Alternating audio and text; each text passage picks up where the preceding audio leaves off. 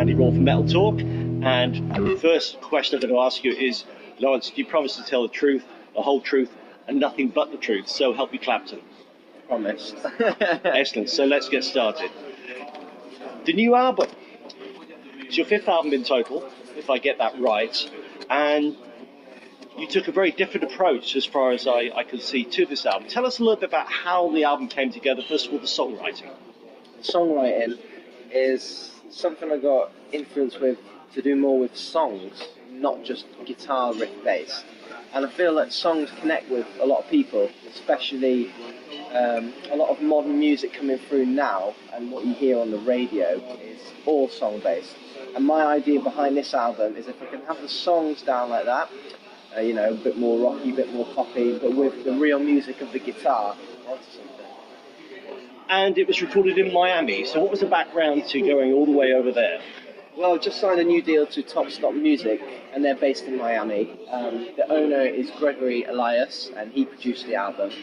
He introduced, he got the Stones to Cuba, the Rolling Stones, to play at that, their gig, and he paid, I remember, yeah. He paid for the festival and to have them out there, their own gig, and he's really into, bringing American music and British together, and he thought it'd be a great idea to collaborate that. And also, you had a slight change up in your lineup as well. Was it a new bass player? Yeah, new bass player. We've got Greg Smith on bass, and Bennett Holland on keys. And I just wanted a sort of new look with new guys who, their music is influenced different. And it's great playing with different people anyway, because you can be inspired by that. And listening to the album, as I have done quite a few times, you mentioned very much a song-based album. But what I also saw is there's quite a great focus on the keys, particularly piano. Yeah, that's something I wanted to do because we've added Bennett Holland to the band. Keys is something I've always wanted to add in, but it's something you develop over time. So the way I wrote songs was a lot to do with the keyboards, and I feel that Bennett really adds a lot to this album. It allows me to hold back a little bit, and it gives it more depth to songs for sure.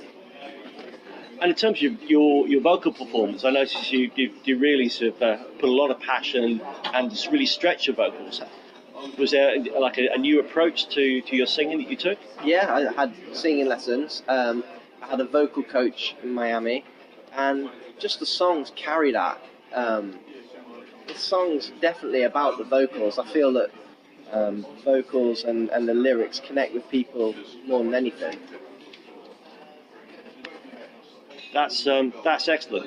And in terms of the artists that have influenced you as you've gone through your career, I know it's a lot more eclectic to this one. And we mentioned Eric up front. What is it about Eric Clapton that so inspires you? I love the versatility he can do. He can do the pop, he can do emotional songs like Tears in Heaven. He can do the blues thing with Cream, the reggae thing, take on Bob Marley song, Shot the Sheriff, and just like the way he brings himself to a song, he always puts his stamp on it, and that's something I really inspire to do. Great. So in terms of the touring and performing live, you've toured with quite a range of artists, and listening to the new album, one that sort of sprung to mind immediately was Kenny Wayne Shepherd. Yeah. Now, have you kind of looked at what he's doing, because he's similarly done more of a kind of crossover thing? Have you kind of looked at that? I think, obviously, I've toured with Kenny 3 times now. I've toured with him in Europe, twice in the UK, and lucky enough to call him a friend now. We speak regularly, and I think he's definitely had that influence in me, because he's a young guy playing blues and crossing over into different genres, and I think it's happening naturally more than me taking it from him.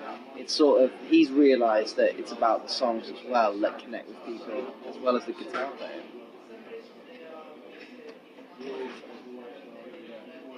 And if I listen to tracks like Hold Me Close, the drums are nicely understated and provide lots of space to the songs.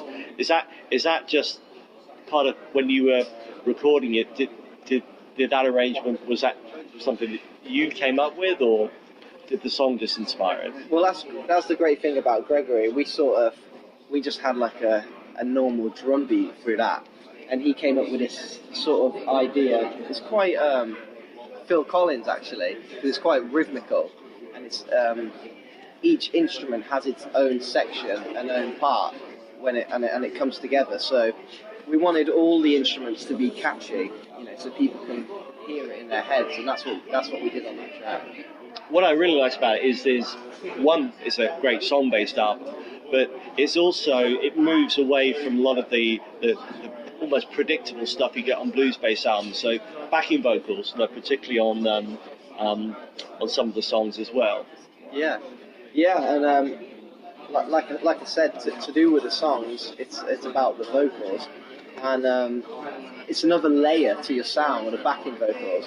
And live, we've actually started using a harmony pedal to get them extra backing vocals, and having the extended vocals of Bennett Holland in the band and Phil Wilson on drums, we can add that three-piece harmony as well.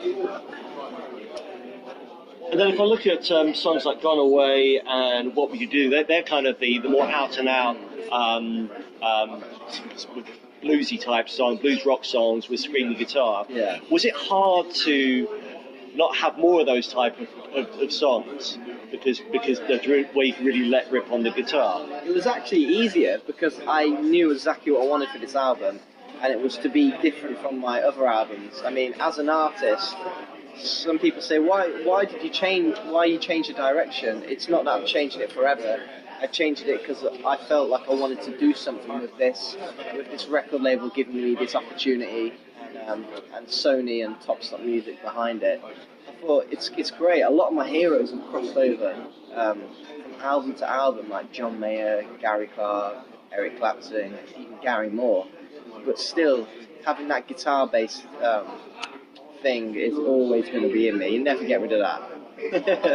So people have not seen you before because you've got a tour coming up, starting at the Borderline in January and then a clutch of dates in May. What can people that have not seen Laurence Jones before, what can they expect? What would you say to those guys? I'd say it's real music for a start. Everything's real, everything's played, no laptops on stage, nothing like that. And I'd say it's taken modern day influence with the old school guitar and the old school influence as well from my heroes, and definitely that 60s vibe as well. Actually, it's been an absolute pleasure talking to you, Laurence.